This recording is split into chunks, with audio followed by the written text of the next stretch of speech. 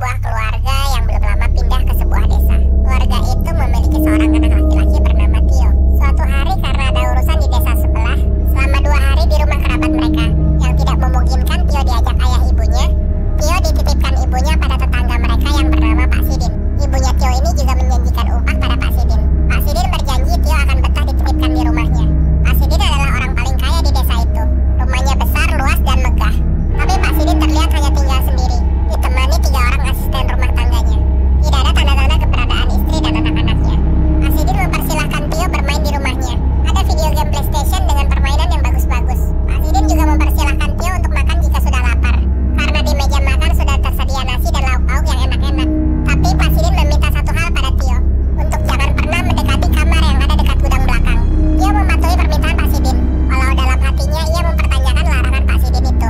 Tapi ia tidak terlalu menghiraukannya. Tio menginap di rumah Pak Sidin selama 2 hari sampai ayah ibunya kembali.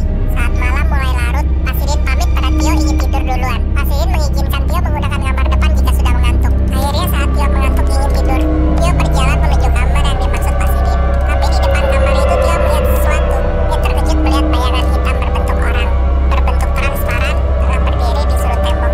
Tio semakin ketakutan saat sosok itu makin menampakkan wujud aslinya yang lebih jelas. Seperti wanita dengan gaun panjang putih dan rambut panjang serta wajah yang menakutkan. Ia mengajak Tio ke kamarnya, yang berada dekat gudang belakang, yang sepertinya merupakan kamar yang dilarang Pak Sidin untuk didekati. Tio akhirnya pingsan saking terkejutnya, hingga keesokan paginya ia dibangunkan Pak Sidin. Tio pun menceritakan apa yang ia alami semalam. Pak Sidin kembali menanyakan pada Tio, untuk memastikan Tio tidak mendekati kamar yang dilarangnya.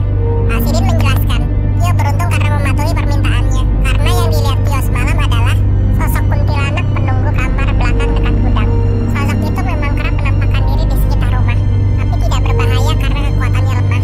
Ia mencari mangsa jiwa anak kecil, dan sangat berbahaya jika ada anak kecil yang mendekati kamar belakang dekat gudang. Karena itulah Pak Sidin melarang anak kecil mendekati kamar belakang dekat gudang, karena sosok itu akan menghisap jiwa anak kecil itu sampai energinya habis dan anak itu tewas. Tio semakin kaget dan bergedik ngeri mendengarnya. Di desa sebelah, ayah dan ibu Tio masih di rumah kerabat mereka. Ayah Tio mempertanyakan pada istrinya mengapa menitipkan putra mereka pada Pak Sidin.